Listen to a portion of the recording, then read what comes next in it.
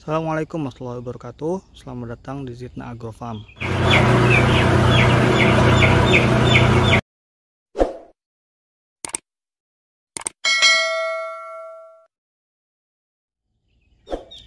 Ya, kembali lagi bersama saya Faris. Jadi pada kesempatan kali ini saya ingin membahas terkait kipas pada kandang ayam, khususnya kandang ayam yang bertipe closed house atau semi closed house. Jadi kipas pada kandang ayam itu dibagi menjadi dua, yaitu kipas dorong atau kipas sedot atau exhaust fan. Untuk kipas dorong itu digunakan pada kandang-kandang open yang dimodifikasi dengan metode positive pressure. Jadi itu sebenarnya kandang open, cuman dia tetap dikasih tirai pada kandangnya, itu di samping-sampingnya ditutup tirai, tapi di bagian atasnya itu dibuat ventilasi lubang udara untuk keluar. Jadi dia sirkulasi udaranya itu dengan mendorong udara menggunakan kipas dorong. Salah satu mereknya itu yang biasa digunakan Katsu ya. Jadi dia mirip kipas dinding, cuman ukurannya emang lebih besar dibanding kipas dinding yang digunakan sama kita sehari-hari. Kemudian pada kandang closed house itu yang digunakan adalah kipas sedot, karena dia kan tertutup semua ya. Jadi pada outlet digunakan exhaust fan, kemudian di sisi sebaliknya itu digunakan inlet atau jalur udara masuk. Nah, jadi ini kita sambil lihat kipas yang digunakan di kandang saya. Jadi kalau kipas itu memang dibagi beberapa jenis ya. Pada umumnya itu kipas exhaust fan itu dibagi dua, yaitu kipas konvensional atau yang kecepatannya konstan. Yang kedua itu adalah kipas variabel. Jadi perbedaannya adalah di letak kecepatannya. Jadi kalau kipas konstan atau kipas yang konvensional itu dia kecepatannya itu dari 0 sampai kecepatan maksimal sesuai desain pabrikan. Kalau kipas variabel atau variable fan atau variable exhaust fan itu dia kecepatannya bisa diatur. Jadi ada kecepatan minimal sampai kecepatan maksimal. Jadi mirip-mirip kipas lah, ada pengaturan kecepatannya. Nah, itu pengaturan kecepatan itu sangat penting pada kandang closed house ya, karena perbedaan fase pertumbuhan ayam itu membutuhkan kecepatan angin yang berbeda pula. Jadi memang ini kelemahannya kalau sistem closed house yang menggunakan kipas konvensional, ini seperti yang punya saya, ini kipas konvensional, itu memang begitu start dinyalakan kipasnya itu dari kecepatan 0 itu langsung ke kecepatan maksimal. Beda dengan yang variable exhaust fan. Kemudian secara bentuk juga ada dibagi. Nah, ini secara bentuk ini exhaust fan saya, exhaust fan tipenya con. Kemudian yang kedua itu yang bentuknya itu box. Jadi ada con fan, ada yang box fan gitu. Jadi dia bentuknya kotak. Kalau con fan juga dibagi menjadi dua. Con fan yang menggunakan butterfly. Jadi ditutupnya ini nih, itu di situ ada sayap kupu-kupunya gitu, jadi butterfly. Yang kedua itu konven yang pakai shutter. Nah, ini saya konvennya pakai shutter. Kemudian apalagi? Secara bahan juga ada yang bahannya fiberglass. Ini fiberglass saya. Ada juga yang bahannya galvanis ya. Jadi memang mayoritas penggunaannya itu kalau yang box fan itu khususnya itu bahannya galvanis. Kemudian ada perbedaan lagi letak motor. Jadi kipas itu ada yang direct, ada yang indirect. Jadi kalau yang direct itu motor kipasnya itu terletak di tengah. Jadi baling-baling kipas itu posisinya nempel di motor. Ini direct. Jadi putaran motor sama dengan putaran kipas. Yang lainnya adalah yang non direct, indirect. Indirect itu dia biasanya motornya ada di sisi atas atau sisi bawah. Jadi dia letaknya itu ada di sini, biasanya di bagian dalam. Nah, karena fan atau baling-baling pada fannya itu tidak nempel ke motor, makanya biasanya pakai belt gitu, pakai sabuk. Ada sabuknya lagi. Jadi putaran mesin itu tidak sama dengan putaran kipas gitu. Jadi memang semua ada plus minusnya ya. Kalau untuk jenis-jenis kipas, misalnya kipas yang konvensional sama variabel itu sudah jelas sekali bedanya. Pertama dari pengaturan kecepatan. Kalau yang variabel exhaust fan itu dia itu ya bisa diatur kecepatannya. Jadi ketika kecil ayamnya pada masa brooding itu fannya itu putarannya rendah gitu, karena kan di kipasnya itu ada inverternya atau ada VSD-nya ya. Jadi pada motor itu frekuensinya bisa diatur sehingga putarannya tidak langsung maksimal gitu, sehingga kecepatan anginnya rendah. Dan yang paling utama sih hemat energi ya. Jadi biayanya pasti lebih rendah dibanding yang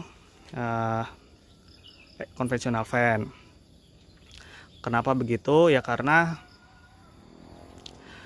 kalau yang sistem konvensional ini atau yang nggak ada variabelnya itu, dia kan untuk mengakalinya itu jadi ada sistem on off-nya gitu, ada timernya gitu. Jadi kalau di Temptron itu atau di controller itu namanya intermittent gitu. Jadi kan pada masa brooding itu kan kecepatannya rendah.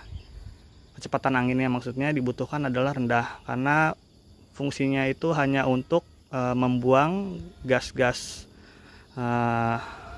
amoniak yang ada di dalam kandang itu dikeluarkan, kemudian udara segar masuk, sehingga pertumbuhannya baik, juga sekamnya tetap baik gitu kondisinya.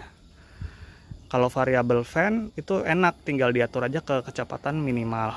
Namun kalau untuk konvensional fan itu ya karena dia kecepatan settingannya langsung maksimal, dia jadi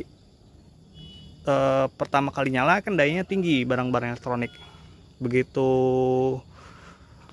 tapi karena dia kecepatannya tinggi itu nggak bisa dinyalakan terus menerus gitu, karena kan nanti jadinya kedinginan gitu nanti ayamnya. Jadinya digunakanlah intermittent gitu. Jadi biasanya waktu masa kecil itu diatur misalnya 1 menit nyala, 10 menit mati gitu. Jadi kipas akan nyala selama 1 menit, kemudian 10 menit mati gitu. Jadi untuk mengakalinya seperti itu kalau untuk kipas-kipas konvensional.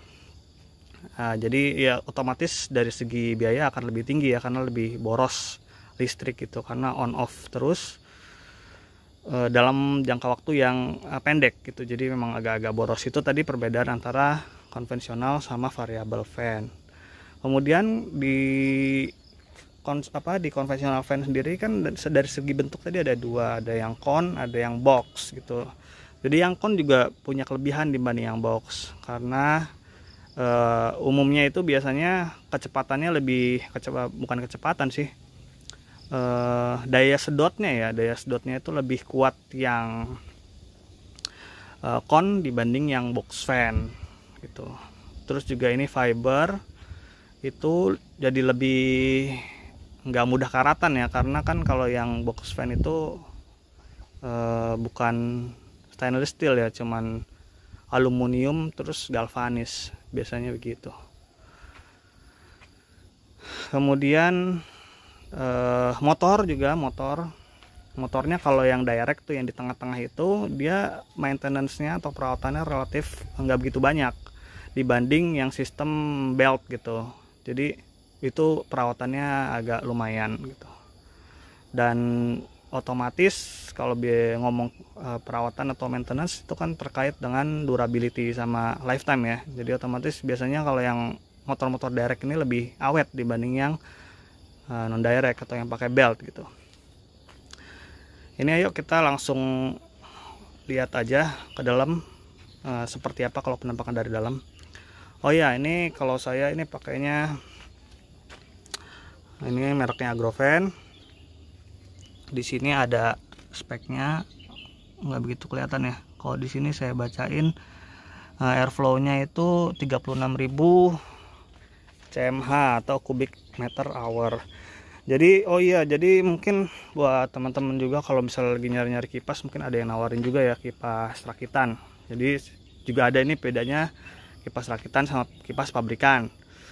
Jadi kalau menurut saya sih, ini pendapat saya teman-teman, karena kan saya juga kemarin mengalaminya ya, ini kipas pabrikan atau kipas rakitan ya gitu.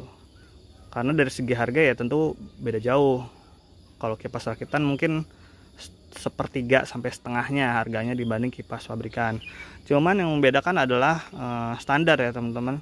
Karena kita ini menghitung kebutuhan kipas itu berdasarkan spesifikasi desain dari kipasnya tersebut. Jadi kalau kipas-kipas pabrikan itu dia spesifikasi desainnya itu sudah ini ya, sudah dijamin gitu dibanding kipas rakitan. Contohnya apa sih? Contohnya ini tadi saya nyebutin kekuatannya itu kipas biasanya airflow ya. Airflow-nya itu misalnya di sini disebutkan 36.000 untuk yang 42 inch gitu.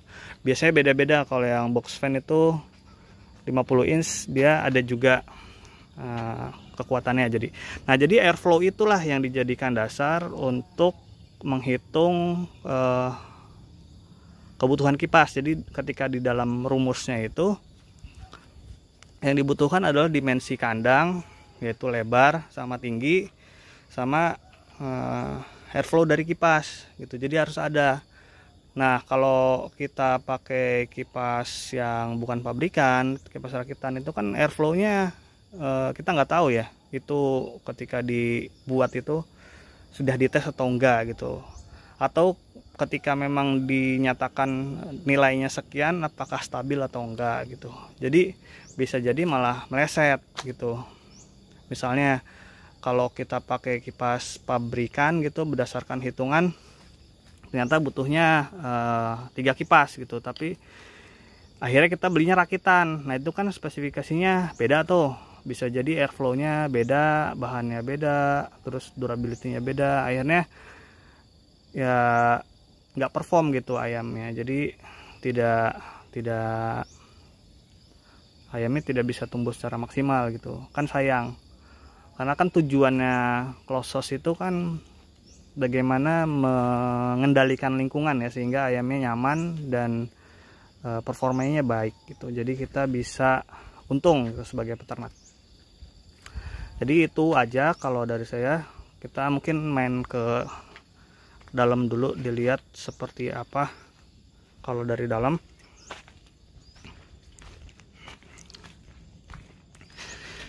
Ya ini kandang saya masih belum running atau produksi, masih nunggu jadwal chicken. Kebetulan saya ikut kemitraan.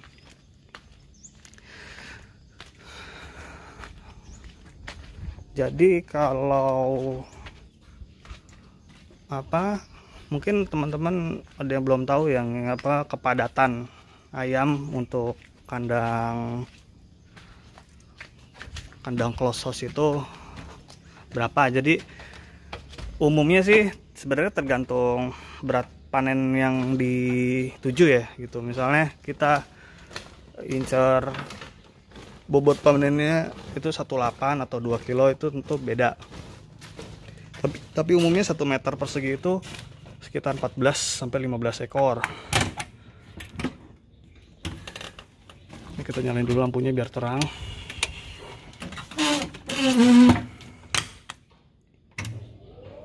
Itu kita coba kipas 2 ke 1 ya. Jadi kalau kandang terbuka itu kepadatannya sekitar 8 ekor per meter persegi, sedangkan kalau kandang close house itu ya bisa 2 kali lipatnya, 14 sampai 15 ekor per meter persegi. Nah ini, jadi ini kipas tampak dari dalam. Jadi itu motornya di tengah-tengah ya. Biasanya kalau kipas yang non direct itu indirect, itu kipasnya ada di sisi sebelah sini atau di bawah biasanya. Di bawah. Jadi sedangkan baling-balingnya kan di tengah. Jadi di antara kipas dan baling-baling itu ada belt ya, ada sabuk untuk muterin. Jadi memang perautannya lebih banyak dibanding yang kipas direct. Kalau ini dia pakai shutter. Shutter ini.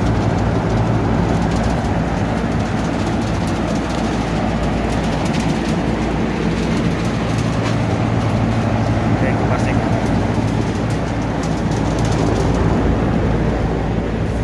Ya, sekian dulu teman-teman. Kalau ada yang didiskusikan itu bisa di kolom komentar.